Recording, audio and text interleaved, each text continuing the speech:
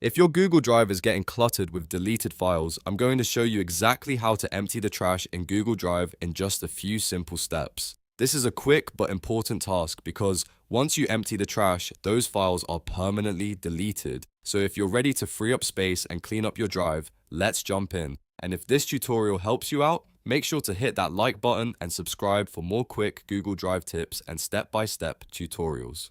Alright, let's get started on the web version of Google Drive. First, open Google Drive in your browser and sign in to the account you want to clean up.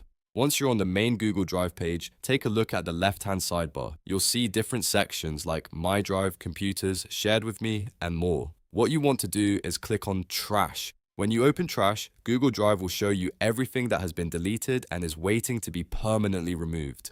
This is a good moment to double check the files in there, because once you empty the trash, there's no going back. If you see anything you still need, you can restore it before proceeding. Now, in the top right corner of the trash page, you'll see the empty trash button. Go ahead and click that. Google Drive will usually ask you to confirm, just to make sure you really want to delete everything permanently.